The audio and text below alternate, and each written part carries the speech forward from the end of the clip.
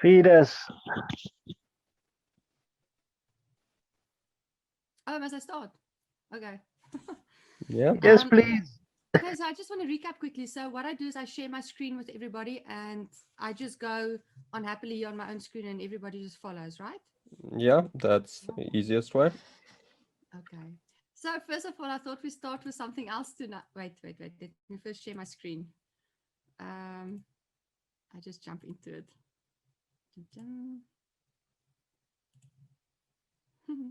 I made a little PowerPoint. Okay, so so I get the nice topic tonight to talk about bishops versus knights, and sometimes people in chess refer to the cats versus the dogs. And I thought I'd make a small little PowerPoint just to talk about some of the characteristics of the pieces in the end game and what to look out for and things that we can just keep in the back of our minds, because a lot of these things we know, but sometimes we just need to be reminded. So I thought I'll just throw that in tonight. And so first of all, when you have the end game where you have the bishop versus the knight. These are the things that you can look out for. So I thought to just put it out there, study each position objectively. Sometimes we want to follow rules and principles blindly. We just look at the position and go like, yeah, but this is a closed position, so a knight's going to be better. Or there are pawns on both sides of the board, so the bishop will be better. But we really need to study the position objectively and then base our assessment on that, keeping the rules and the principles in mind, because that guides you so that you can know what to look for. Um, then we also need to maximize the bishop. And sometimes we forget, now, do I put my pawns on the same color as the bishop so that I can protect them? Or do I put it on the opposite color so that the bishop have free movement? Now, in bishop versus knight, it's more likely that you're going to put your pawns on the opposite color of your bishop so that your bishop have movement and that your bishop is not stuck in protecting the pawns that's on the same color. Then also we need to keep the position fluid, so we need to keep things flexible. If it's a position that there's just not going to be any movement, it's difficult for a bishop in a position like that. So before you advance that pawn to its last square and then further it cannot move, or you close a small little diagonal for the king to penetrate the position, you just have to keep the bishop in mind to see if he will have a future once you actually close off a position and completely paralyze your bishop in the process. Then obviously we need to improve the king position. That's a well-known fact. The bishop, we will look at one of the positions I'm going to show you. The bishop can actually stop the pawn from queening, but you need to know how to play that. But in most of the situations, you're actually going to need your king if you are on the defensive side of a bishop and knight endgame. First thing you also have to check is, can you trap the knight? We'll have one of those positions, and it's called corralling. I hope I pronounced that correctly. So that's one of the important things to look for. Also, can you escort a passed pawn? Bishops love passed pawns because they can escort them very nicely. And then also pawns on both sides favors the bishop because it is a long-range piece that can move from one side to the other rather quickly. And what I also like about the bishop, I did not put it in here, is that the bishop can lose a move, where on the same diagonal, for example, whereas a knight cannot lose a move. So you can't, spare some time by moving the knight up and down, because you will always change the position dramatically once the knight moves. It's not always the case with the bishop. And then we've covered that one, best in open positions.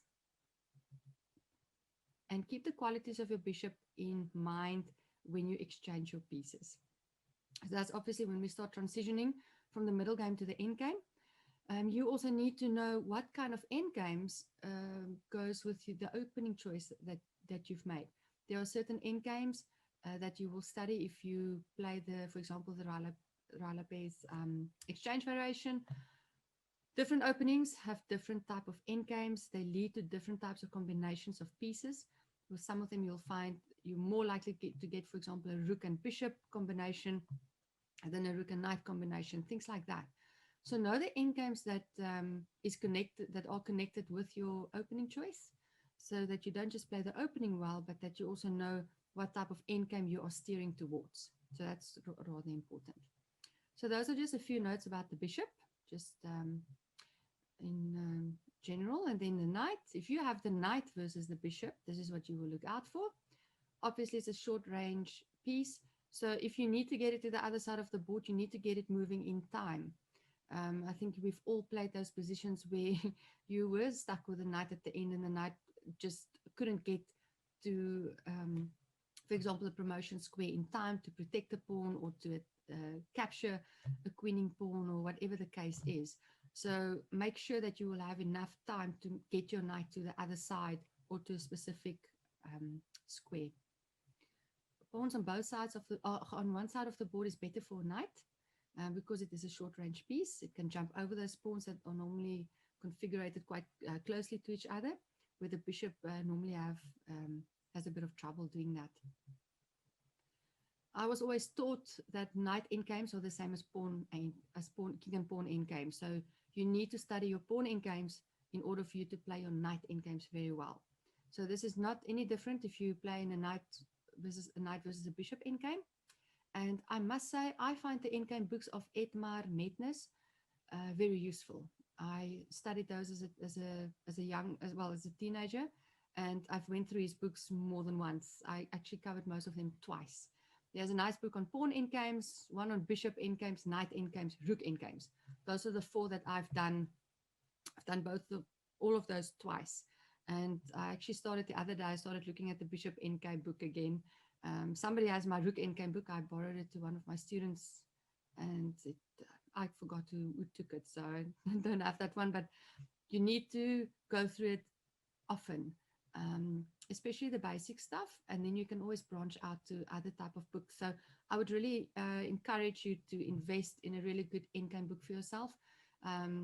Also, Dvoretsky's endgame manual is really brilliant. I've got the DVD when it just came out. I was at one of the Olympiads, and I bought the DVD there. And in later years, we got the book as well, and that's really a nice book as well. So, or you can start investing in just specific endgame books. So again, improve your king position. A knight cannot win your game by itself or draw it. And then it's also easier to attack fixed pawns. So if you can fix your opponent's pawns, obviously that would be great if you have the knight, so that you can actually attack it.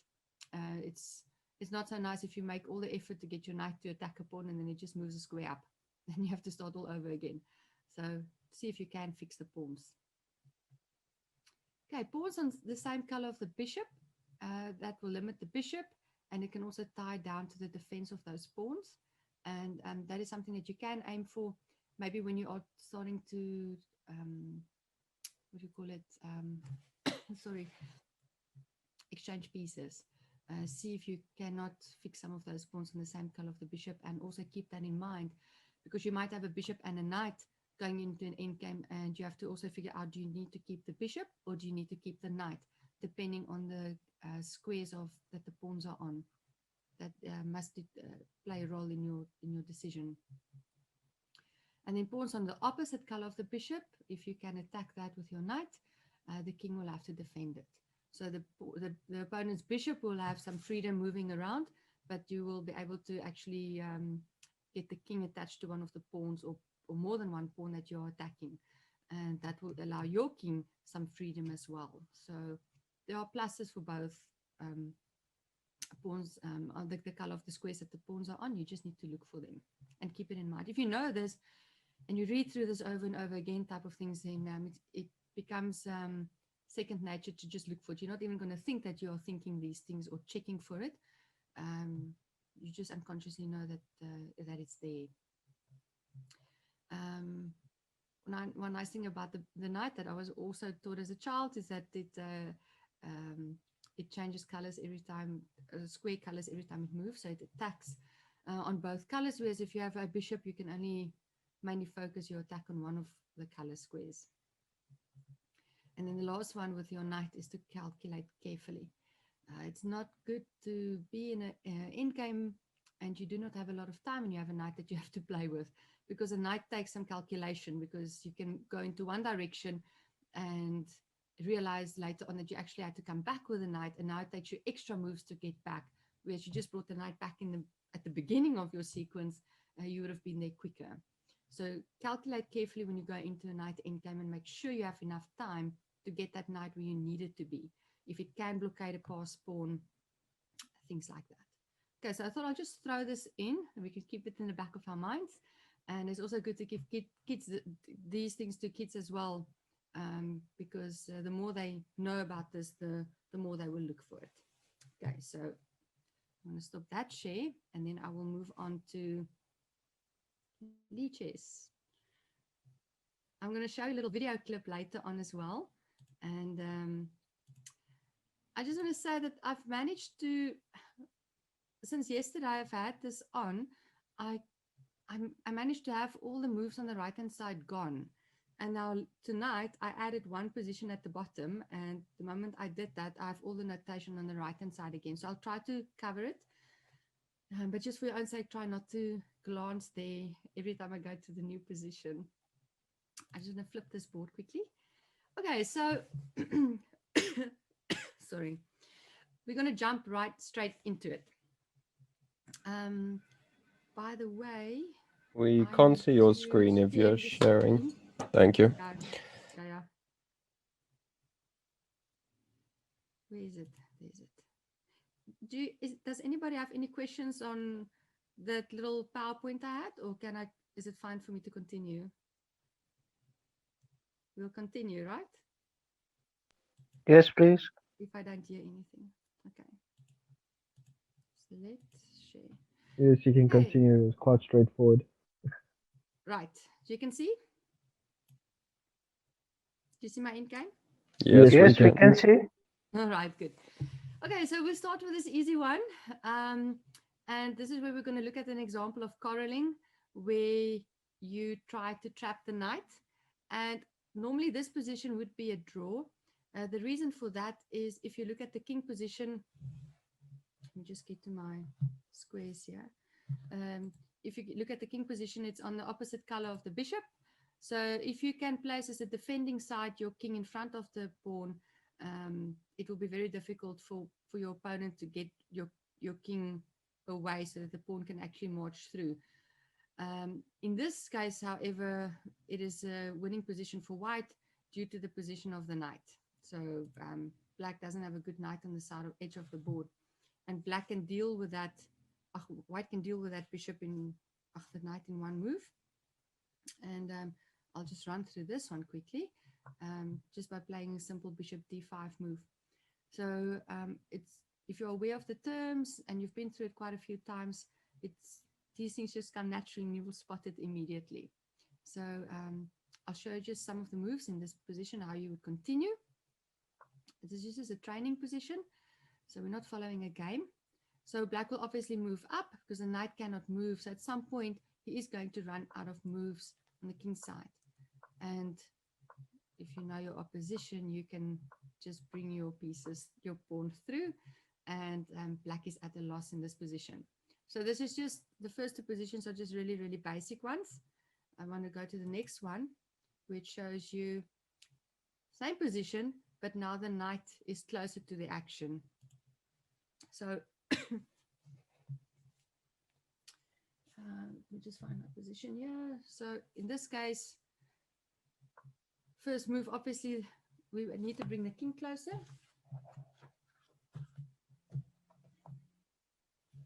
So this would be a typical drawing position because the king is in front of the pawn, and white is not going to be able to dislodge this black king from that g7 square. It's going to be rather difficult unless he completely runs out of moves with the knight, which is not really possible. So let's see how black deals with the situation. So the knight moves. You're going to leave the king on g7 and you're going to play with your knight as far as you can, trying to create problems for your opponent. Obviously here white cannot move the bishop just up and down because it will not change the nature of the position. He can also not infiltrate with the king in front of the pawn. So at some point he will have to move the pawn. There's just no other way. And also if black captures the pawn, then it would be a draw. So the pawn needs to stay out of the way of the knight. So pawn has to move up. And black gives a check. King moves. And the knight comes back, check. The knight just needs to stay flexible and moving and create a type of a blockade. Bishop f7, and the king just stays on g7 and the knight moves around, and that would be your draw. Okay, so that is the technique in this position. I just want to see for the notation, I just want to show you at the beginning, if after king h5, black chose to move knight to f7, that will obviously not be a good move, because your opponent can just exchange to a winning pawn endgame for white, where you capture and the king just marches through and you just get your normal opposition and the pawn will promote. So we have to calculate carefully. In this position, you can think, oh, my king is okay on g7, so I can move anything, you know, even there, you know, maybe you won't take, because it's an easy oversight that you can make, especially if you are in time trouble. And sometimes most of the times we play in games in time trouble. So that's why it's really important to know your theory. All right, so those are two basic ones. It just shows you how to draw the position. You need to get your king in front of that pawn on a square that's not the same color as the bishop, and obviously get your knight closer so that your knight cannot be trapped by the opponent's bishop. And then you find yourself running out of moves with your king, and at some point then your king needs to move, and the moment it moves, it makes way for the opposing king to enter. All right, so now that we have the most basic ones out of the way, we're going to look at some positions from games. Okay, so in this position, black is, let me get this out of my way. Black is moving down and is on his way to queen. So I just want to get that position in front of me. So I can't see the notes here where I'm sitting at. All right, so if we know the theory that we've looked at earlier, can you maybe suggest a move that black can play in this position just to get things started? Bishop e7. Bishop e7 is yes, that's your natural choice, because if you find yourself in a position, and this is normally with rook and king versus knight and king endgames as well, you need to try and get the knight removed from the king, because that's the way that you really just you can win the knight. And in this case as well, see if the king and the knight are far away from each other. Can you stop that knight from coming back? And that is indeed the move, is bishop e7. And let's see what white can do here. So white is going to try and obviously put his king in front of the pawn, but you're not just going to rush into it. You're going to try and keep a level of opposition. And look what black is doing. He's going the other way. White takes the opposition. And obviously you can go up and down like this, and it's not going to get you anywhere. But black triangulated, and knight takes the opposition, and white goes back. This is a mistake. I'm going to show you why this is a mistake. So if he goes king c3, black comes closer with his king, and he goes around the king. And you always have that extra little move. And remember, the knight cannot move. I mean, this is just a clear win for black. So I'll just go through the moves, and you can just, okay, up from here, you will know how to win. So I just want to go back where white played king c3.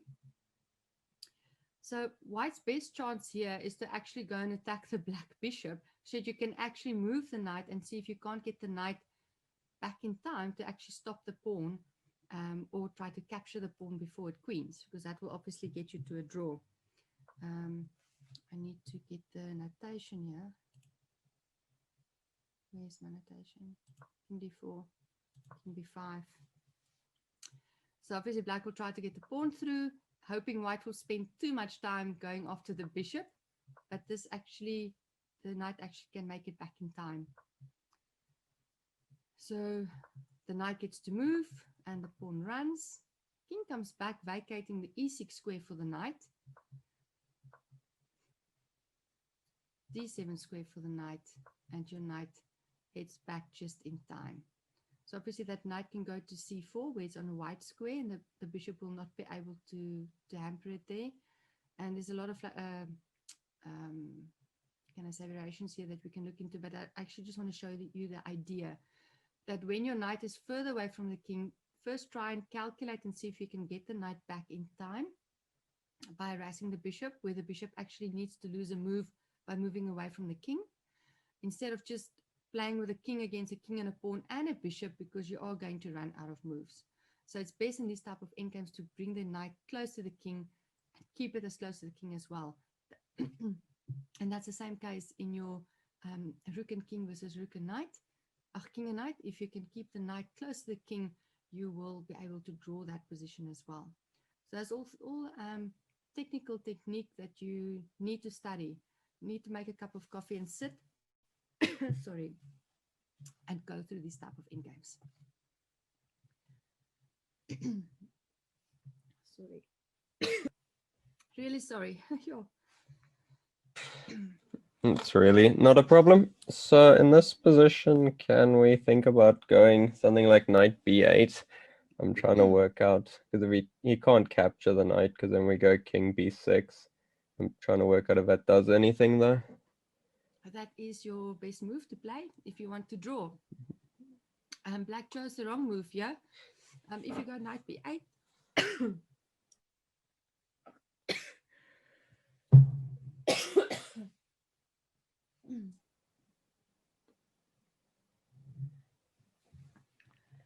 Because yeah, I think we can just bring the knight to c6 then.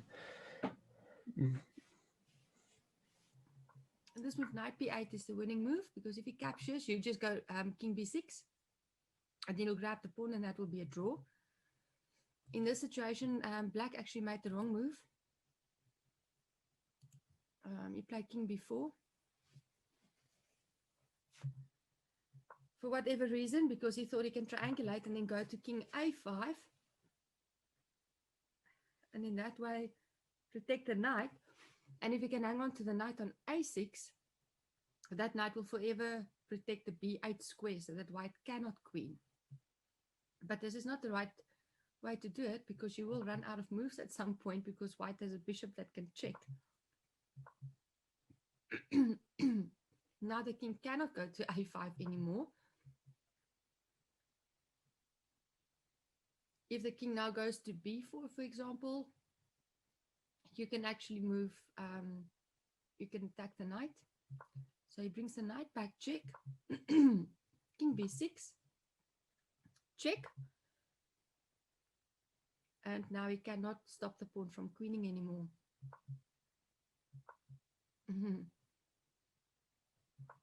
You can give a check.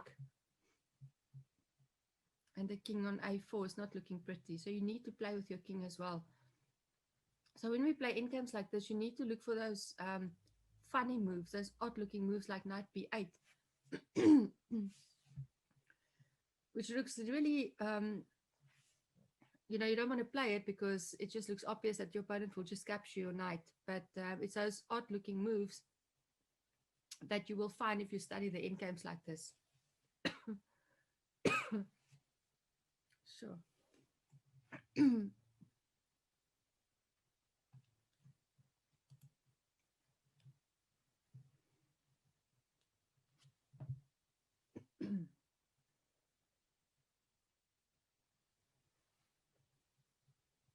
Just going to flip the board. This was played between Arena Krush. She's been American Women's Champion for, I think 8 or 9 times. And she's playing against Grandmaster Okobian. She got the black pieces, but it's white's turn to play. And the problem in this position that we've seen in the others is that black actually needs his king in front of the pawn. So this king is too far removed. So this you need to keep in mind when you are swapping off pieces and going into the endgame. So you do not enter the endgame where your king is on the far side.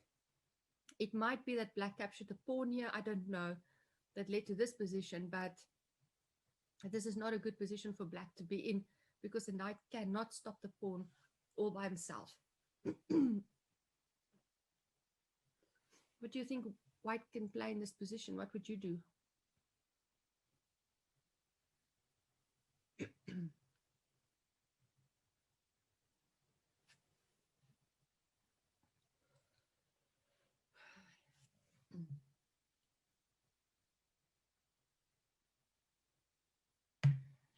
Anybody else other than Michael that maybe have an idea? Is it white to play, right? It's white to play. Wouldn't it I'll be I'll I'll, king I'll play. d6 and after Yeah. knight f8 you play king e7? Yes, that you can do. Coben played king d6. If you go to king e6, when black goes knight f8, then your king will be checked, which you don't really want. So still in the end game, even if you're pawn ahead, you need to be accurate. You need to check for the accurate moves. So it goes for the knight immediately. What I like about king d6 as well, it stops white from coming back, black from coming back to d7. Because if your first move was to king e6 and he plays a check here, it will look awkward because if you go back there, then the knight checks you here again. So it becomes a checking contest. So king d8, king d6 is the most accurate move to play. Coben didn't stop here. He harassed the knight one more time with bishop h6. And basically black is really not doing well because it's 3 pieces versus 1. Knight goes to h7. And now obviously the king just marches in and will go to g6 and get rid of the knight. So one of the examples where the king is too far removed.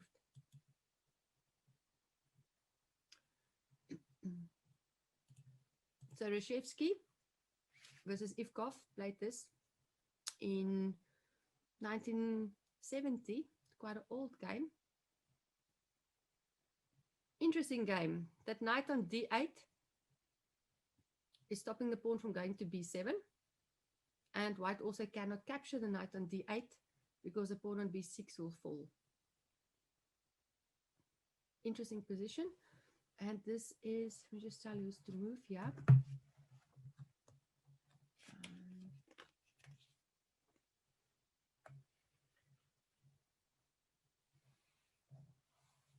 It is white's turn to play.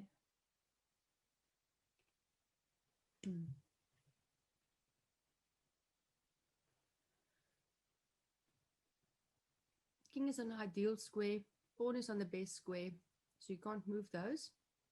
It will obviously a bishop move. So you cannot go to the diagonal on the left.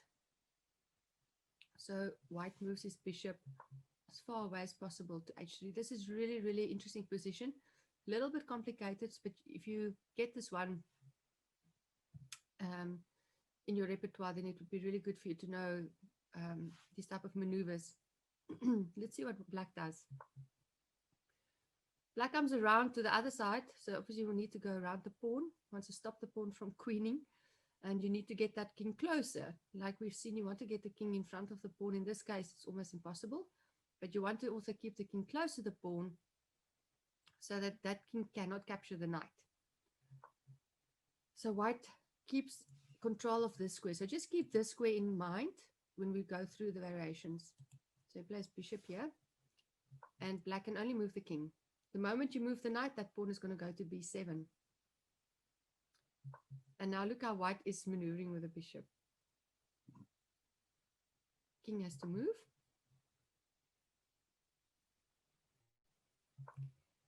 And that is the key move for white, because this move keeps control of this square and this square and this one actually for the knight as well, not to move away. Because in any other square, the knight can come out with a check, which you don't want. Check, the king will have to go in front of the pawn, and you can go back with a check again. You're going to go up and down. Whereas white did a very nice maneuver coming with the bishop to h3, and then going back, and then at the end, ending on c4.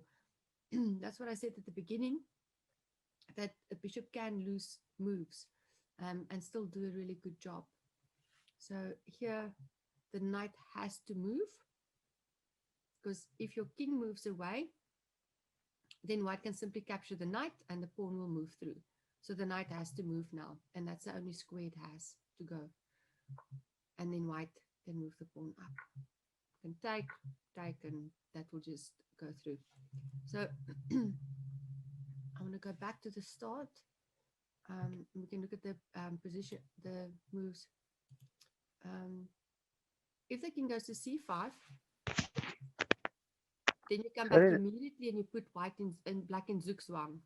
So that's why it's important at the beginning that the king goes to the left, because if it go that way, now you cannot do the same maneuver with bishop d7 because the king will go to a6. So you still can't take the knight. That's why at the beginning, if you go there and the king goes to c5, then you immediately have that move there and black is in immediate Zugzwang. So again, white has to be careful, black has to be careful as well as to where you go. This is really a nice end game. If you sit with a board and you go through this up and down and you actually make the moves on the board, it's really helpful because you get to go through the variations over and over, and it becomes your own as well. So when you study your end games, try not to do it just on a computer screen, because you need to get a feel for the position as well. Moving the bishop back, it's all kinesthetic knowledge as well, which is important. Those are the variations I wanted to show you from the Reshevsky game. Yes.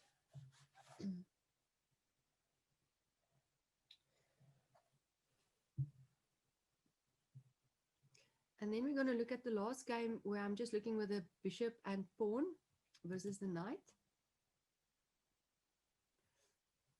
And the pawn is a rook pawn this time.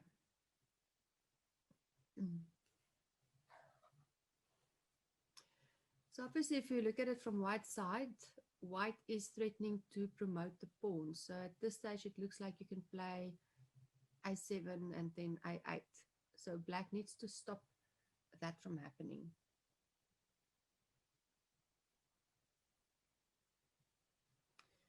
But it's white's move. So in this position, oh no, it's black's move. Sorry, it's black's move. What would you play to stop that pawn from going to a7? This is just a quick, easy one.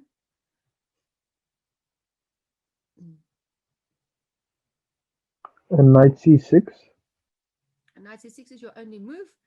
And black spotted that. And it's white's turn to play. So you can't move the pawn up. And he makes a waiting move with the bishop. So not losing a move there. And black makes an interesting move, knight to e7. And sometimes we don't want to move the knight or any piece away from the action. But that's the nice thing about the knight. It can retract and then come back in full force as well.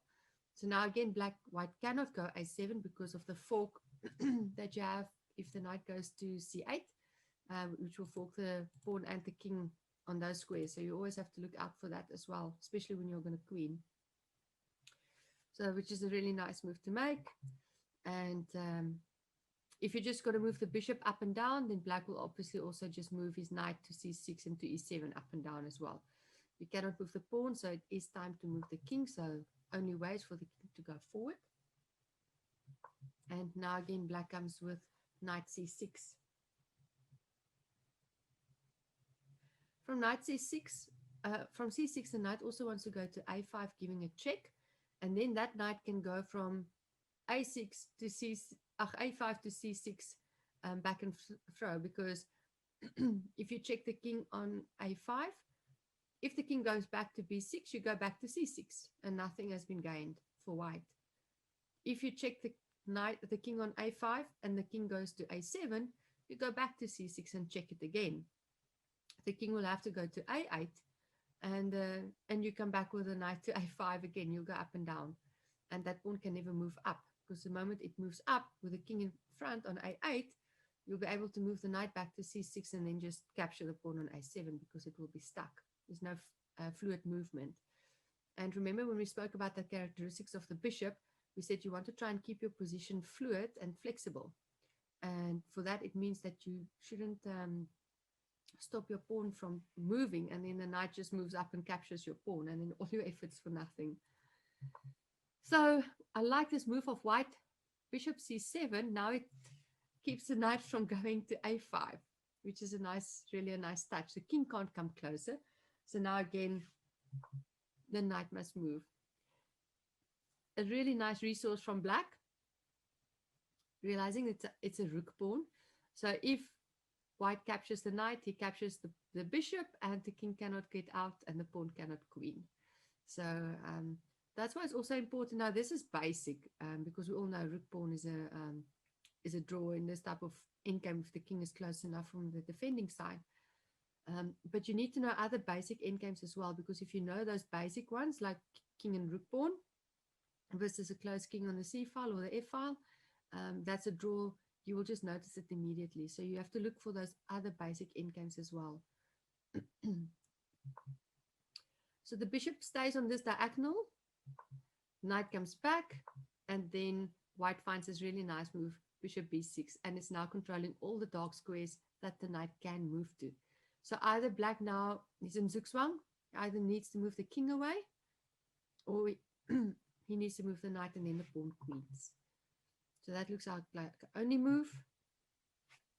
And what would you play for white here?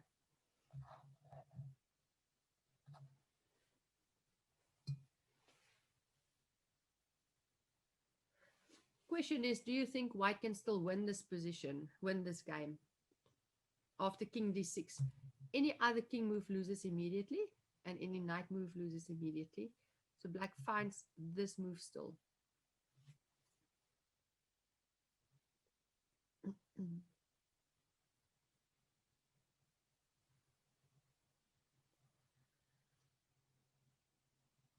So we can break it down when you play your endgames. So first of all, we check we cannot move the pawn. Okay, so we delete the pawn move. If we move the king, are we gaining anything from moving the king? Because we can maybe, for example, go king c8, and black's going to keep that knight there. King c8, maybe black can go king d5. If you go to a square where the knight can check you, the knight will check you. So after king d5, if the king goes to d7, black can then go knight b8 check, and the king on d5 will always protect the c6 square for the knight to come back in order for him to guard the a7 square. And what about bishop check, bishop c7 check? If you play bishop c7 check, the king has only two squares. You can either go to c5 or here, because you need to keep the knight protected. The bishop moving to c7 also takes a square for the king to go there. So I think in this case, you'd probably go, if you agree with me, maybe king to c5. Because I think if you go king here, white might have this move. So now the king can't move because the knight will fall. If you move the knight, the pawn will move up. So after your move with your bishop, I think that's your safest bet because it keeps the king out. But what can white make progress? Isn't this similar to the? Well, no, this is similar to the earlier position. Wouldn't something like bishop to h2? No, never mind. White cannot make. No, because it. Yeah, I cannot make progress here because the knight is placed on a really good square. The knight is very active. It's a centralized piece. So if you can get a knight, even now with the king not in front of the pawn, if you study bishop endgames, you'll see there are quite a few positions, bishop and pawn versus bishop, where the king attacks the pawn from the rear. That's the only way to actually still draw. And if you keep that in mind, this makes sense because this king is coming from the back, but it's actually keeping the position, which is a nice touch. So this is now the limitations of the bishop because it's only functioning on the one color, and that knight is keeping things solid. So yeah, this is a nice one to look at. You can actually go look at the whole game, all these games. Most of them are classical games, and they're actually very instructive. The bishop and pawn versus knight, it's a whole, I mean, we have a book here that's just bishop and knight. Let's actually show you. Probably see this. Just bishop and knight in games really. It says which is a stronger minor piece, and let's talk about the verdict of that. it's a big topic. So we're just touching on this due to time constraints, but I would really urge you to go study these endgames in more detail. Um, I have loaded some positions also where there's more pawns on the board, which is also more realistic in terms of the things that we get on our boards. But these examples really do happen. So it's important for you to know them. So for now, I'm just going to switch sides quickly, and we're going to look at the knight and the pawn versus the king, the bishop and king. So in this case, this is one of those examples where this bishop can all by itself, it can stop this pawn from queening. And the only reason for that, and this is a rule that you must remember for yourself, is that the bishop can do so only because he's got 5 squares to move on. Now, if you take your knight and your king and you look at their capabilities, the knight will always be able to only attack 2 squares on that diagonal, and the king will be able to attack 2 squares as well. So if we put the king here, on that square, it will be able to attack these 2 squares. So it will always leave 1 square free for the bishop to move on. So this bishop is not likely to remove itself from the diagonal, which is not the case if the bishop was on the other diagonal on this side, because there's only 4 squares, and between the king and the knight, it will be able to attack all 4 squares, and the bishop will have to move away. Once it moves away, the pawn can go through. So that's a golden rule you need to remember in these type of positions, is that you need to try to keep your bishop on the longer diagonal, and you need to have at least 5 squares available on the diagonal. So let's see how this plays out. In this case, the bishop just keeps the diagonal. It goes down because if you play knight versus bishop, in this type of situations, what you want to do is you want to constrict the bishop. You want to interfere with the work of the bishop on this diagonal. So you will actually want to play knight c5 here. Black knows that, and because of that, he gets himself in before you can close the diagonal, and then the pawn moves through. So what you need to do now is we need to get rid of that bishop so that we can actually move the pawn to d7. So white starts to maneuver a little bit, and the king comes closer. King needs to get the bishop out of the way, and the king is now getting the bishop on the shorter diagonal. So this is technique you can use if you are aware of it. And if your opponent is not suspecting anything, that person can think, but 4 squares is enough. It's nice and long for the bishop to move up and down, but if not, it's not the case. So attack the knight, and the knight moves away. And now the knight is again aiming for e6, stopping the bishop from that square. So black knows that you cannot move the bishop back on the diagonal because white will kill you off and then move the pawn up. So knowing that, the bishop then goes to c8. And this is the position you need to know for you to understand the knight and pawn versus bishop, how to defend against this with only a bishop, because the king is too far away. So you move from the one diagonal to the other. If you are the person with the pawn and the knight, you need to try and attack the bishop and get it off the diagonal. But black was clever to come back onto the diagonal quickly, and seeing that the knight wants to get back and stop the bishop from covering the square that the pawn needs to cross. Okay, so based on that,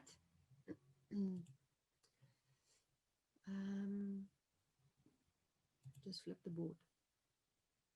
Now we move that exact same position 1 file to the left. Now, as you can see, there's only 4 squares for the bishop, and this bishop is going to run into trouble just because of that. So let's see how that played out. So this is just for instructive purposes. Bishop goes there because otherwise the knight goes here. So bishop goes there. The knight again is maneuvering because you want to now interfere on this side. King comes closer because you need to get the king closer. And the knight attacks. The bishop tries to stay on the diagonal now. You need to stay on the diagonal. And now the king comes. So now the king is controlling these 2 squares, and the knight covers those 2 squares. And now the bishop needs to move off the diagonal, which means the pawn will go through. So I hope these 2 examples explain the key part of knight and pawn versus bishop. is that if you are the defending side with the bishop, you need to try and keep your bishop on a five square diagonal. This you need to keep in mind, obviously, when you're swapping off pieces, because if you find yourself, you need to count and see, am I going to have those 5 squares? And because the knight and the king will have be able to cover the 4 squares. If not, you might need to find another way and not go into that type of income unless your opponent did not impress you throughout the game. I have played games like that where I've played an opponent throughout the game and I can see my opponent is not accurate. And I would sometimes then go into an inferior income, which I know it's probably losing for me, but I've got some chances. And I don't think my opponent will know the theory. And sometimes that have played out very well. But you also get your odd opponent that is actually very good in in-game technique because they spent the time doing that. And then you run up against that. So you might have to assess the position when you are there. But please keep this in mind. The five square diagonal, the king and the knight that can protect or guard only 4 of those squares, and the knight that needs to interfere with the bishop's diagonal. You need to try and create that. All right, so those are the 2 basic ones. That brings us to the next position. Do I have this correct? Okay, so here black is not on the 5 square diagonal. He's on the shorter one, and he will not have time to go onto the longer diagonal, because the moment he goes off the a5 to the d8 diagonal, the moment he moves off here, that pawn is going to go through. That's just it. So white is waiting. Now, while this is happening, black needs to get his king closer to the bishop, because if he gets closer to the bishop can stay there, and the pawn will never move up because you will always capture it. So that is what needs to happen in this position. So let's see what happened here. So the king needs to get to the bishop. You can't leave it there. So we saw in the previous position as well, the king came around, and you need to attack and get that bishop away, because the king and the knight, they are able to do that because we know they will attack 4 squares. So the king comes around, and now black is also trying to run towards his bishop. So both are running towards the bishop, and black is in time. Okay, so in this position, this will be a draw, because there's no way that the pieces will move. The moment the knight moves away, the bishop can go stand on that square. The moment the king moves away, then this king also do not need to guard there. So, or when the king moves away, then this square becomes available for the bishop again. So it's very important to get the king to the bishop as soon as you can. Let's just look at, there was one variation. No, there was no variation here that I wanted to show you. No, there was one. I cannot remember it off by heart, so I just want to check here. This comes from the Dvoretsky book. I had a small little sideline here at the bottom, which I did not put in. So I thought I'll just show you that when we get here. Right, yes. Let's say white goes the other way. It goes to king e7. I'll just put in the moves for you, then you can see. King c3 or king b3. You can go knight d8 because maybe of knight to e6. King c4. Knight e6 to attack the bishop. Bishop obviously moves to a5. King d6, stopping the king from coming in. And then you again have bishop b4 check.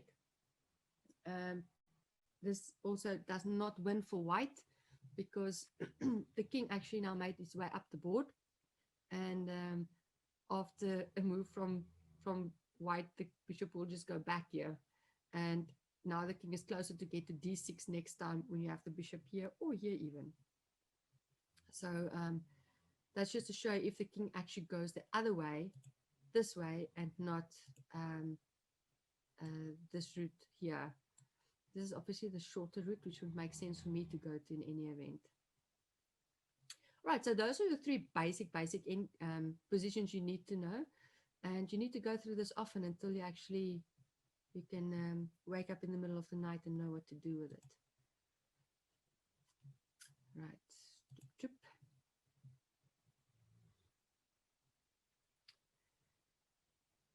So in this position, show you. I think it is. Score is Parinov versus Timmermans. I've never really studied Timmermans games, but it is black to play in this position. Any move for the bishop on this diagonal, he can just really just go up and down, really just up and down, and he would be fine, because you need to come check this king to get the king out of the way.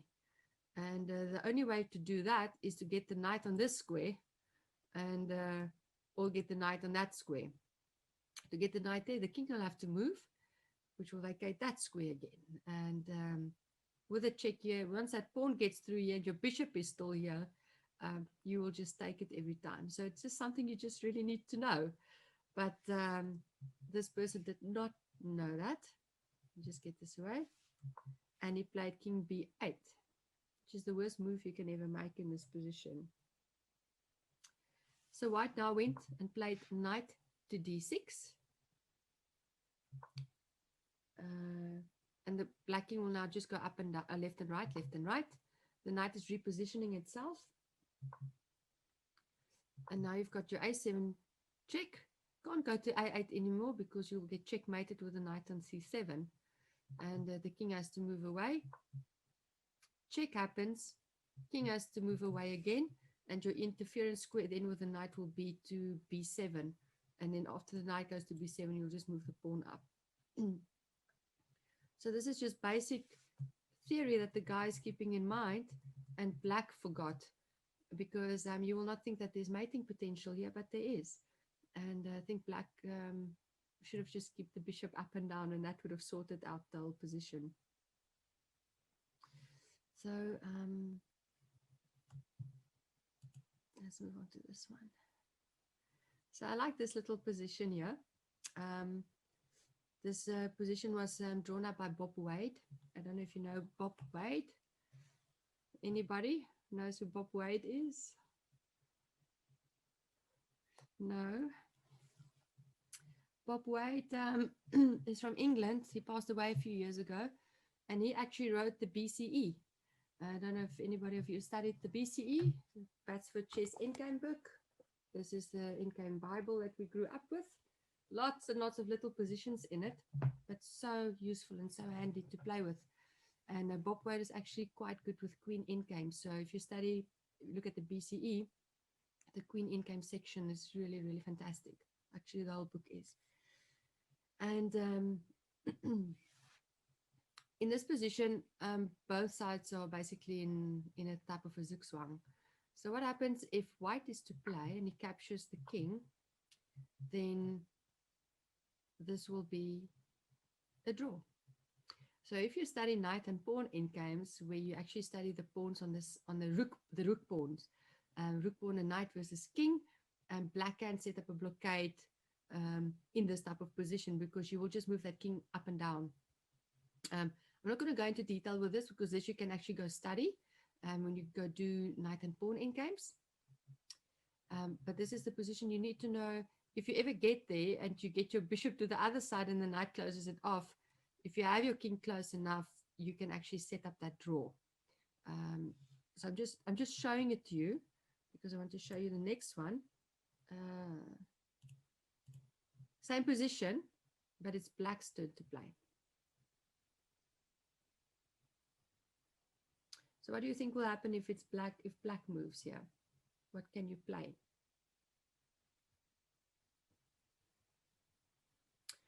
First of all, we're thinking bishop takes knight maybe, but bishop takes knight, king takes bishop, and the king shoulders the other king away, and the pawn can go through to a8. So bishop takes knight is not your move to make.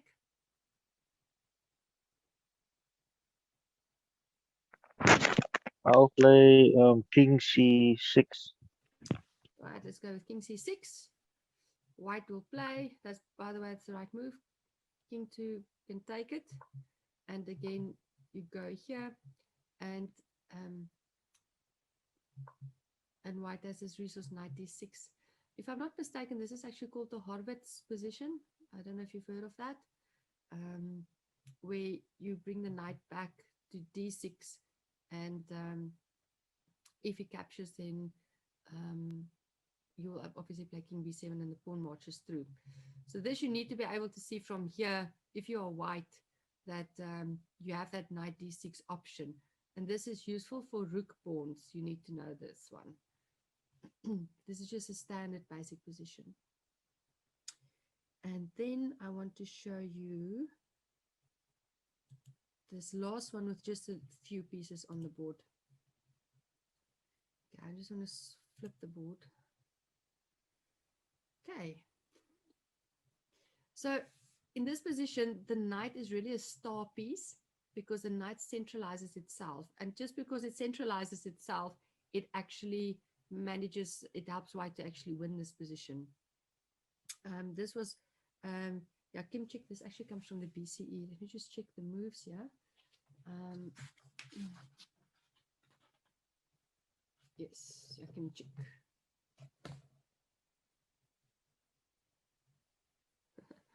So the first move is a tricky one to find, is knight e7. So obviously black cannot take the knight because he will be outside the queening square of the pawn, there and there. So the knight comes closer to the action without the risk of being taken. And it's actually quite a nice move. So black goes further back because if you can get onto this diagonal, black will think, you know, I stand a chance. White must just not blockade the bishop here. That's the thing you have to keep in mind. So white comes back, give a check. King moves up, obviously because you want to go in front of the pawn. And the knight comes back. Now what I like about this knight here is that it is now looking at this square as well, that the bishop needs to go onto to stay on the diagonal. It's useless to take the bishop to g4. It's not going to do anything there because this is the key diagonal is this one. It's actually quite a nice move. So black needs to improvise, and then white just comes around the corner, check, and there's no way for black to win this. Kindly note that you cannot move this here because can you see what move black has here to actually draw the game?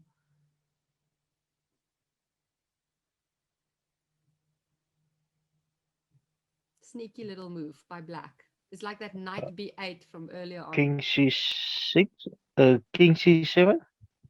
King c7. Well, Bishop king up and then the pawn up.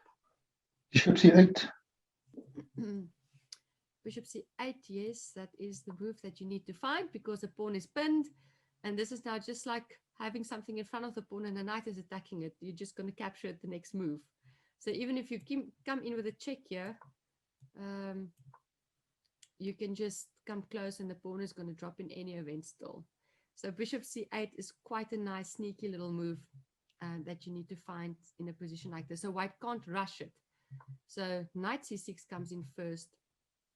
And after that, you can now move your pawn because the king, if the king goes here, hang on, now we've got the check because the bishop can't go there further. And if the king goes away, now you can do that again because once the bishop gets here, you can just capture it because the king is not protecting it anymore. And obviously if the king goes up here, then you're just in the way of the bishop, so you can just move up in any event. So yeah, this is also a really nice little end game because sometimes here you might think the knight is too far away. Now how do I get the knight back and into the game? And that's where you need to calculate very carefully. You need to sit tight and just work out the route of the knight so where it can go to. A useful exercise to do as well, we did this a lot when I was younger, is if you have that, you probably know this as well, we put the 4 pawns on the board, one on c6, f6, c3, and f3, and you need to move the knight across the board, hopping onto every single square except on the squares where the pawn can capture you. And then you need to see how fast you can do that as well.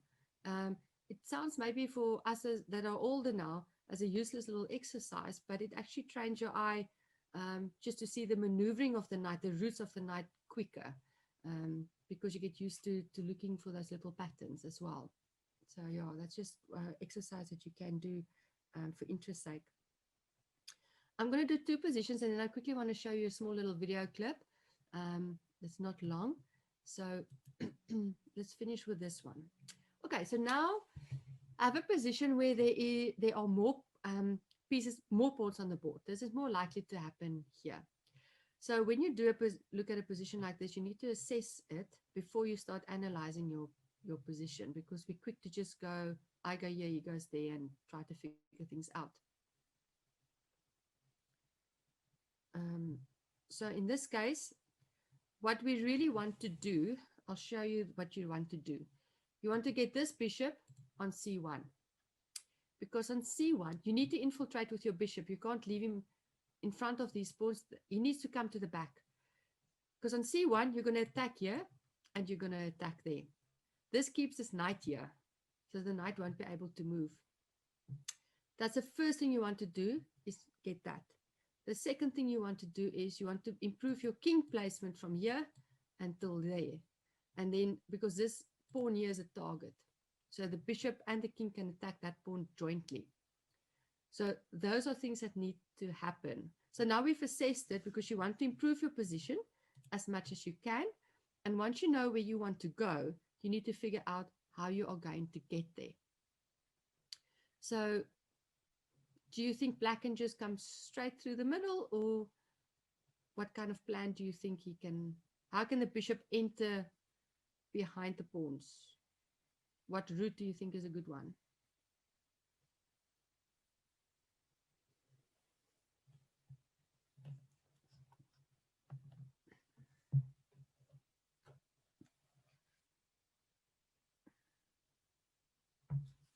Any ideas? We're looking at the moves probably. I think black should go bishop h4. Bishop h4. Yes, that's a good idea to go bishop h4. If you go bishop h4 and I go king e2, what will you do then? And then I move Bring my the king. in. Yeah. Hey, bring the king in. How do you bring the king in? King to Yeah, king D4. d5. King. D5. Okay, let's go here. Find a good move for white here. Does white have nothing to do?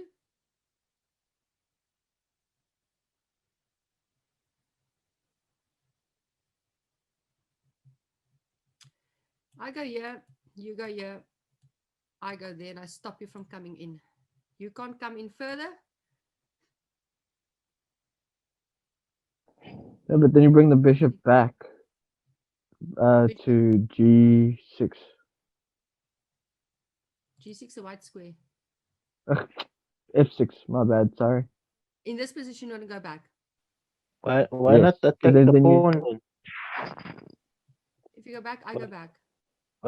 Well, what about can you go back again, Denise? No, that's too far. Where the bishop was on H4. Yeah, Yeah, then you will bring your knight moves in. Your knight on D2, right? yeah, I'm just making a quick estimation of what I can do. Might not be the Yeah. best, but I'm just thinking. Oh. Yeah, but then the So king you- will. Yeah, The white king was on E2. It was actually black's move or something. Yeah. yes. So instead of I was talking about that. Why not attack that pawn? Uh-huh. You have any defense for that? I'm thinking again to improve on That- this. If you go here, hang on. Just hang on. Ach, you know. King f7, by the way, is a correct move. That's the reason why this doesn't work. Let's just say if we go here,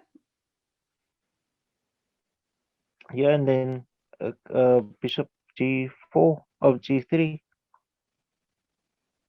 If you try to offend okay, that's not gonna work. if you go to e1, now I go to e2. And you have to go back. Yeah. So I'm going to leave the knight there.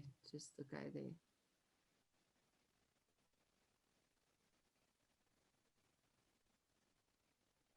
But you have to try to provoke the knight to move. Yes. So but I'm it's going not to go gonna to the work. starting position Okay. just for time's sake. Because first of all, black brings the king closer. So just look at what he does here. It's very instructive. He goes there, and then the bishop moves away because he's saving a move. He moves, and now he moves there. Now the king cannot go to g3 again. If the king didn't go back to h3, then obviously black just infiltrates with the king. So that's why the king has to go back. Then the bishop comes in, and now if white goes king g2 here, then obviously black comes in with his king, which is not good for white. So now it's what you said earlier on. It provokes the knight to move. Now the bishop comes in because the king is further away, and the knight goes back because you have to protect the pawn. So you've got the bishop in, and that's the route to go to c1. Okay. Now you've accomplished your first part. Now you need to get the king in. So the king is going to run back now again, because you can't enter down here because this king will just shoulder you out here. So that's not going to work. So black goes back. Okay. Now it's white's move. The knight cannot move. The king must move.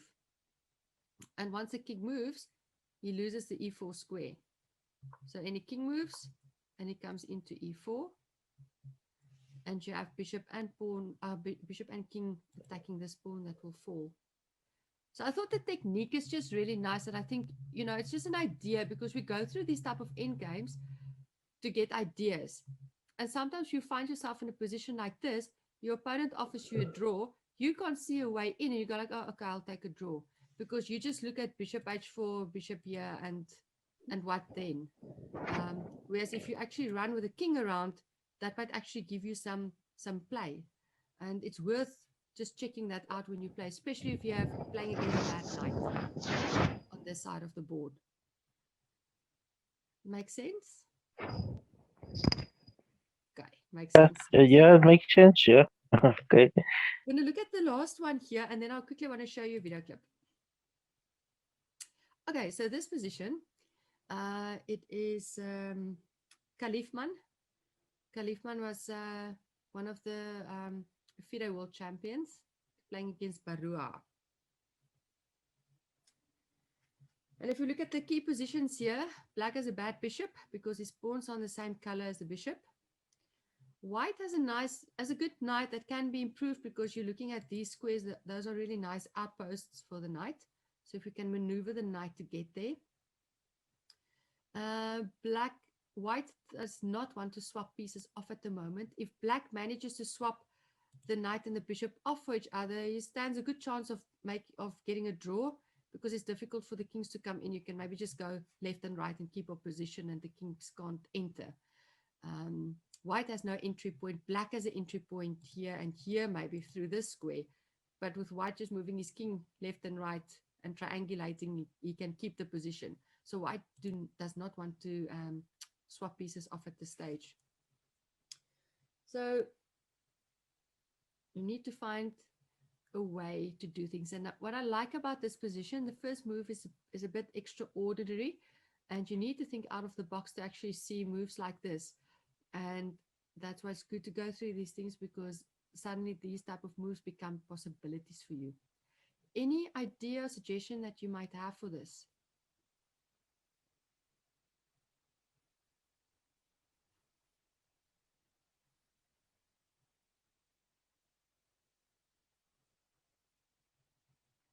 So think out of the box.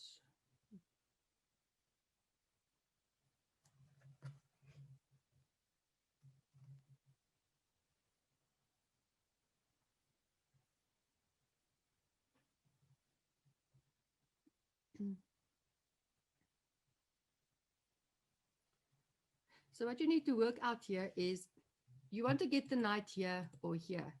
The only way for you to get the knight here, here really, is to jump from this square. And that's where you attack that one, so you can get this bishop to come stand still on this side. But the moment you're going to jump here, this bishop might be and just swap off. And we already established by our assessment that we don't want to swap off as white.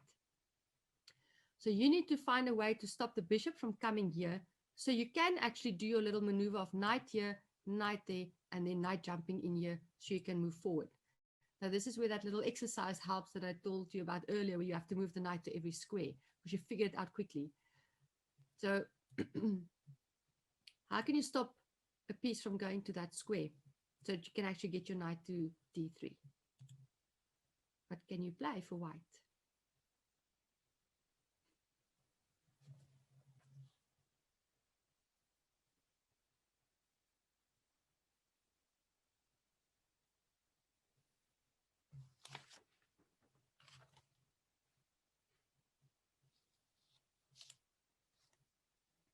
Any ideas?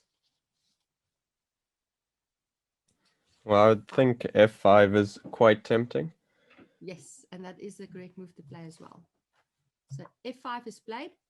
And if you go study some, a few years ago, I've looked at some of Kasparov's games in a certain theme, is where he vacates a square for his knight to go to every time. And every time he gives a pawn for free, it's usually that d5 pawn or e5 pawn, he just moves it up. And then it gives a pawn, but the square becomes available. And when I saw this, it reminded me of that I saw there, because obviously if he takes with a bishop, then white just takes the center pawn. So he's not going to take that with a bishop. He will take it with a pawn. So he takes with a pawn, and now the king creates possibilities. Now suddenly your the h pawn is also weak.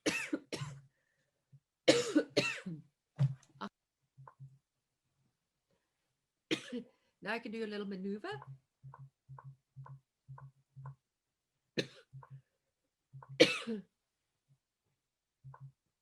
White is triangulating because he wants to be in this position where he has to move, and black is in Zugzwang. Bishop cannot move. White will capture it. If he moves to e6, white will capture, king will capture, and then the king enters here. If the king moves, white can either enter on this square or on that square. So it's a really nice position to play from the beginning if you know what to look for. And sometimes you do give a pawn. And by giving the pawn, like white did, you create a square that can actually win the game for you, because you create weak pawns that you can play against. And just the pressure against those pawns really makes it worthwhile for you to play a position like this. So don't just stay at moves where you think, if I move this, I'm going to lose a pawn. It might create a square for you that's really useful, especially in endgames that creates your opponent yourself a chance to bring your king into the game. So yeah, I want to show you quickly a small little video clip. And have you ever seen those hand-brain matches? Do you know what that is? Have you seen it? Who have seen those type of games? I have seen those games. Okay, so they're really nice. For those of you who haven't seen them, it's two people playing a little team. The one is the brain, so the one will say the piece name that needs to play, and then the other person must find the move with that piece. So in this case, for example,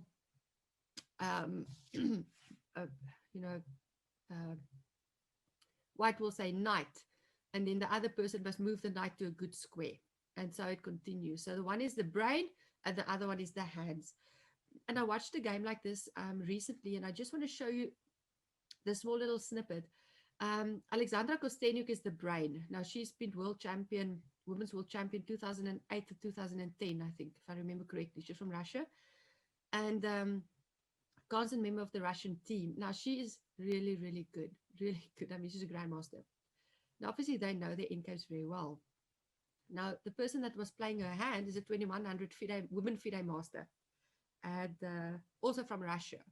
Now, you would know, I think a 2100 will know that type of income theory, you'll see the position is really easy to understand. Then on the other team, we have Anna Mozaichuk. She also won a world championship title at some point. And then she's got a player playing her hands, and she's a 2000 rated player.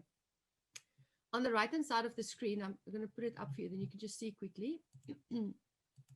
I'll just share it. Hang on. Right. No, here. How do I stop the share? Okay, hang on. Let's share this quickly. Where are they? Yeah. Okay, so you'll see this is Kostenyuk here at the top, and then ignore these two. They're giving their own little commentary on the sideline. But I want you to see is just Kostenyuk's reaction when this girl here doesn't understand the end game and plays it wrong. And I'll tell you about the reaction later. I just want you to have a look at it quickly. It was actually shocking because people actually complained later on to say that Alexandra Kostenyuk was too hard on a teammate. I'm going to play this. Look at her. Bishop. King. King. I think it's still a draw. It's a draw. Yes, but Bishop. Bishop. No, it's a draw. Yes. Bishop. Bishop. Yes. Yeah, no, Bishop. Pawn. King. What? King. King. Oh, okay. Sorry. Yes. I meant king before. I meant king. Yes, king.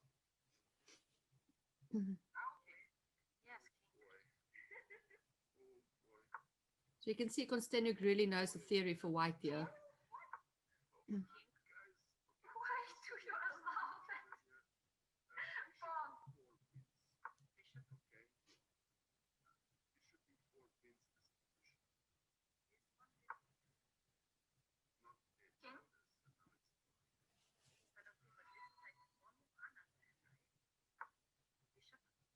So the bishop needs to stay on the long diagonal.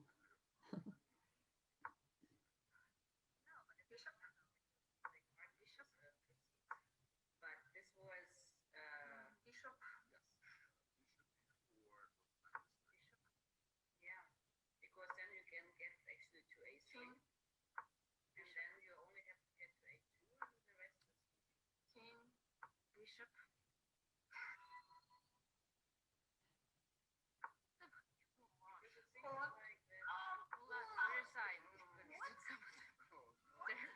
We should stay as far away from the king on the diagonal to keep the pawn from moving forward, and that's it. They cannot do anything. Just to stay. Bishop f8, bishop e7, bishop f8, bishop e7. As soon as they cover this diagonal with bishop b4 or bishop a3, it's like their only plan. We capture and we play king c1. That's it. We have a fortress here. Nothing they can do to improve the position. And before that, of course, we should have played bishop to d8 to stop the pawn from moving forward, because it's the only goal in this position for black to win is to promote this pawn. So we need to stop it as far from the promoting square as possible. It's like very easy. Even you don't need to think. Just stop the pawn. Okay, after bishop d8, unfortunately bishop a5, and then probably we needed to play bishop e7 anyway. So, but then.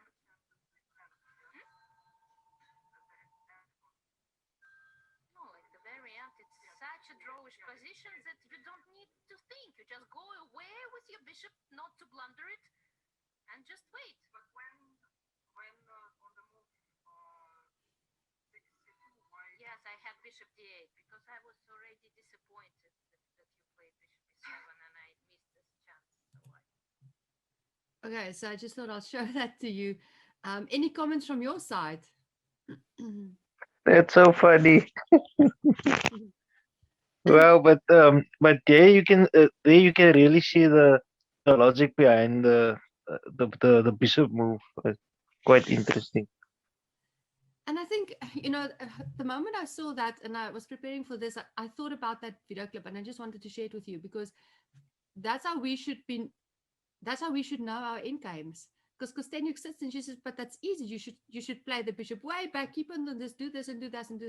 She just knows it off by heart and she can't understand why somebody else is not getting it. I was watching it live when it happened. They had the screens much bigger and the other people were not there. And this girl was so disappointed. But then Kostenjuk said, but how can you? You can't do that. And you don't expect that from a 2100, that she should know that. And I think just if you do your end games, try to learn it off by heart like Kostenjuk knows her end games. That's how you become a stronger player.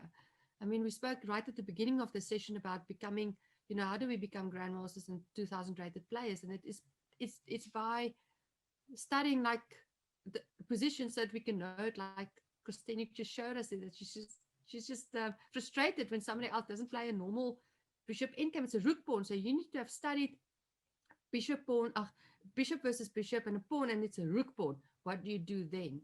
And the same goes for if the pawn is a B pawn, a C pawn, and so forth, because sometimes the theory changes as soon as the pawn moves to a different file. So I thought that was just a little bit entertaining. Yes, she was a bit harsh with a teammate, but she also puts the point out clear that you need to know the end games. You can't just go by luck and no, I'll figure it out once I'm there. You need to actually study it beforehand as well. So yes, I know we are on 8:33 time-wise at the moment, and I've entertained you with some coughing spells of mine. So if you want to, we can look at another one or two positions, or if you want to call it a day, we can finish it at some other point and do another session again as well. What is your take? Where is Burton? No? Burton has ran away again. Yeah, I'm down to look at some more positions, but if people do need to go there, we will let them leave. I'm always available to watch more or learn more. Okay, so I would suggest while I'm not coughing, let's look at one or two more, because we need to. I want to look at just one position at least on the bishop pair, and I'll talk to Burton and Andrew as well, because they gave two big topics for a 90-minute session. It's a bit too much. So I'd rather let us move that over into another session, maybe. But maybe for tonight, we can just look at one at least, just maybe as an appetizer for you guys. Is that fine? Yes, we have some more. Yeah, perfect. Let's share this screen quickly. Okay, so I'm moving on to Stein versus Blau. And interestingly enough, you do not find, I just want to move these guys here. Double bishop endgames is not something you just find anywhere. I mean, we have close to 2,000 chess books here at home, and probably about 50 endgame books, and if not more, that's more. And I could not find this topic in any of them except one of them, and that was the BCE, the old Bob Wade book. So it's not a topic that is studied that often and that regularly. So I think it's good to just have a look at it sometimes, because you can actually end up in positions like this where you need to know what to do. So that's why I thought let's just look at least at one of them. So I'm going to start with Stein versus Blau, and that happened in I'll just show you quickly, 1966 Olympiad in Havana. And it just gives a smooth demonstration of advantages, like white as the active king, if you compare the two kings with each other. White as the bishop pair, and as we know, the bishop pair is better to have than the bishop and a knight most of the times, because you can cover both color squares and long range pieces. So in this case, I'm just going to flip the board here quickly. Right. In this case, we're actually going to focus on the queen side play with the two bishops.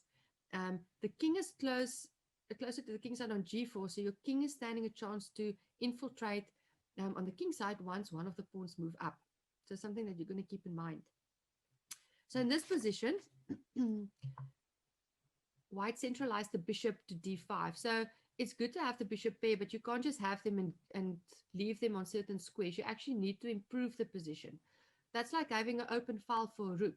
It's nice if the rook sits on d1, for example, in this position, and you have an open file, but you can't just keep it there. You need to have the open file, and then you need to do something with the open file, like playing a rook lift or something to that effect, so that you can infiltrate. And in this case, bishop d5 is a good move because you're also putting some pressure on that pawn there at the back, which is, and the knight can't just move away. So black then also improved his pawn, bishop, so he can defend the pawn. And white is trying to create a bind on the king side. So a bind would now be black cannot move up because he will be taken, for example. And if he moves the pawn up to h5, that's also creating a bind, because once the g6 pawn moves up, then obviously you have issues there on h6. So the king position improves, and white creates a bind there. And now white needs to come up with another idea. So you have a good king position. You have improved your bishop to d5. Now you've got two bishops aiming at the queen side, and you moved your pawn up on h5, creating a bind on that side. So this is perfect. Now you need to go over into the next phase. So I think when you play endgames, actually your middle games as well, but endgames especially, you need to assess, like we did in earlier positions, assess the position and figure out, where do I want my pieces to go? And then you start figuring out a way to get there. And once the one piece gets to a square, like we did with that bishop on e1, now the next phase is to infiltrate with a king. Then we go into our next phase. Your end game is never just one phase. It can be, depends where you are in the end game. Maybe your last phase is your one phase. But if you see it like that, it actually becomes more manageable as well. So here, white now decides to push the pawns up on the queen side. So this is very instructive. Let's see. And black doesn't really have good moves to play. And white is now really coming with an onslaught there on the king. So it's just actually quite nice to see. Just mobilizing the pawns. Right, b6. And the king comes closer. So this is such a good build-up of the white position. And then at some point, obviously, one of the pawns need to move up. White did the assessment and calculated that b5 is the better move. And just going to go through, I'm not going to analyze all of them. Okay. So when you have two bishops, at some point in the game, you will likely find that you're going to make some exchanges. So you need to figure out which bishop you are going to swap off. If you look at the characteristics of this position, the c7 bishop is a dark square bishop with a b6 pawn. That makes that bishop not the most active bishop or good bishop, because it's also stranded behind the e5 pawn. Whereas if you compare then, that bishop and this bishop, then the white bishop is obviously the better bishop. So of these two bishops, you might keep the e3 bishop, because if you go to the end game, this is going to be your advantage. So that is why knight e6 is not the best move for black to play. He actually needs to try to swap his dark square bishop off, not the knight. And he must stay with the knight, because that knight could have gone there maybe at later stage. So white obviously captures, gives double pawns, and the king infiltrates on g6. So quickly the position changes, and white is now he has the good bishop. Now you also have to check for these type of possibilities. Bishop takes pawn, pawn takes, king moves out of the way to h7, and then maybe the pawn can march through. Might not work now because this king is close, but those are ideas you have to keep in the back of your mind. Also not forgetting your queen side. So the king obviously comes back for exactly that variation I just showed you, and white now decides to create a pass pawn on the queen side. The game stopped here. I think black resigned, because if we look at this here, he has to capture, otherwise we just win a pawn for free and move up. So if he captures, let's just make some moves here. We'll capture back, give a check.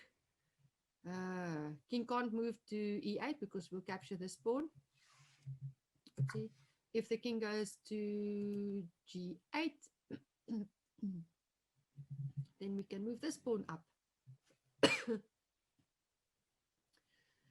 And it's just easier for white to play this position. I think that's just probably why black resigned.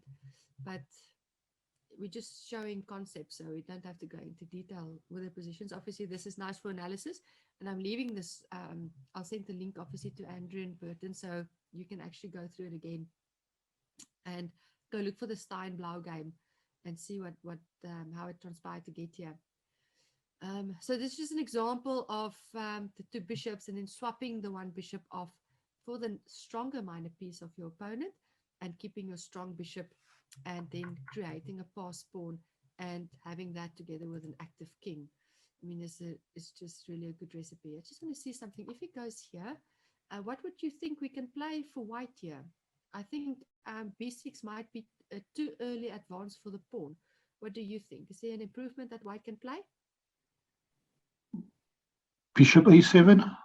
Yes, Bishop a7, I was just about to say. Yes, I also like this because if you play b6, you're not going to get in.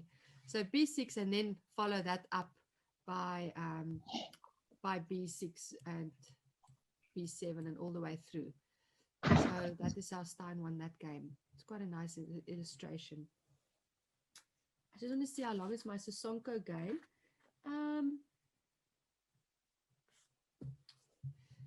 If you need to go, you can go. Or can we end off with a Sosonko game? Can we end off with Sosonko, the next one? Yes. Okay. This is Sosonko, and then we'll call it a night. Sosonko played here against Karpov. Let's just swap this. Flip the board. Karpov's bishops are aiming there at the king.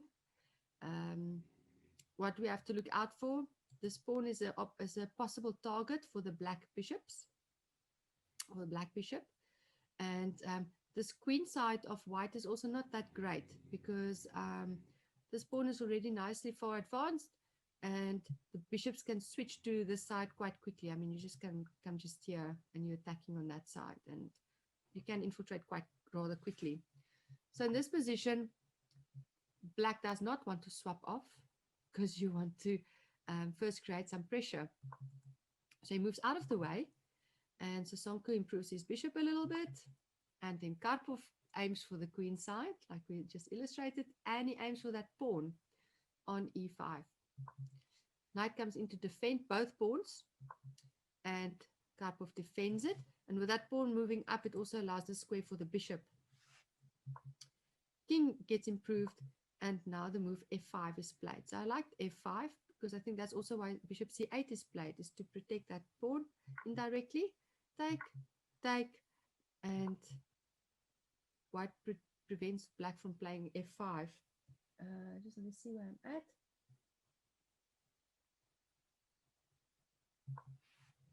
King improves.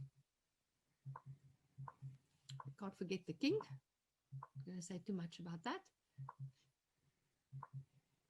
And the bishop improves itself as well. So black has done a really good job of improving all the pieces. And white is just trying to consolidate. And f5 is played. So white's bishop is not a happy piece. I think f3 was not the greatest move because it takes squares away from the bishop. Because the bishop only has these squares left here on this side. So f5 is a good move to play. He takes, and the bishop must move. And now Karpov goes for the knight. Takes the knight. Knight must retreat and go back. And the bishops really are very powerful. Knight must move again. And bishop d3 comes in, attacking the knight. And now the a pawn will finally also drop. The knight only has one real good square. It's probably this one, and it will allow bishop to b1. White actually resigned after bishop d3. I think this is such a pretty position. Black improved the king. Yes, he got two isolated pawns here, but in return he actually activated both his bishops and his king and put this bishop into trouble.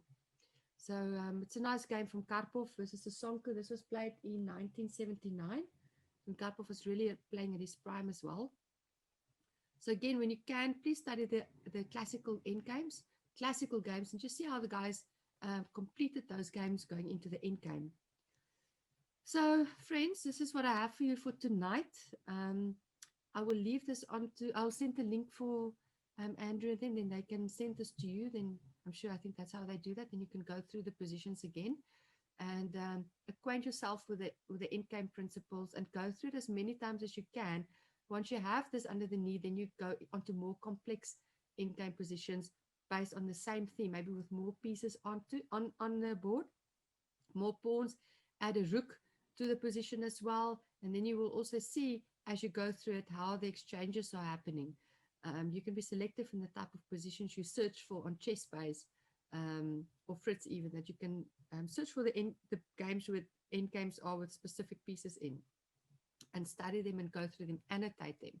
That is really the easiest way for you to improve your end game, and it's also the hardest way because it takes time and it takes commitment and discipline. It's not going to happen by itself. I would suggest that you maybe decide to take maybe, depends on how hectic your schedule is. You can do 30 minutes a day just for an in-game segment. That's now apart from your tactics and all the other stuff.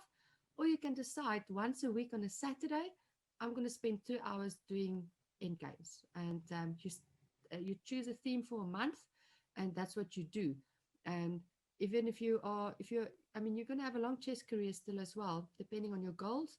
You can say this year, for example, I'm just studying rook end games. Any rook ending that comes to mind, that's my food. And that's what you study. By the end of the year, you would be really good at playing rook end games, and you will naturally also start exchanging off into rook end games, and you can play them very well because you studied them. So that's also a way that you can do it. You must decide what's going to be easiest and best for you. So that's just some advice for you on that front, to study the end games. But you'll have to make time for it because your opening lasts only so long. And if you survive the middle game, you at least need to know what to do next. So, yeah. So that's me for tonight. I hope you learned some stuff. I'm sorry for all my coughing. It's odd. I didn't cough the whole day. And I sat here with my tea, everything. And then I get excited about the chess. And then I went into that. So I apologize for that. Well, thank you for the lesson. I really enjoyed Thank it. you, Denise. It was wonderful. Thank you. It's a big pleasure. And hopefully I'll see you again at some point. Most definitely. Thank you very much. And it's a pleasure, and please study your end games. Don't stop here tonight because you must actually now build on this topic. And search on the internet for things as well. You will find positions there if you don't have books. Sorry, quick question. There was a book you mentioned, an author, Mendes something. What was his first name again? Edmar. Edmar. Edmar Mednis, Mednis. Okay, I found him now. Thank you very much. That's a pleasure. His endgame books are written really simplistic, and it's not a lot of detail, so you actually get to understand the stuff. Okay, I appreciate that. Okay, you must enjoy your evening, and then we'll say goodbye. Okay, thank you very much. Have a good evening, everyone. Bye. Thanks, you too. See you Bye. guys. Bye.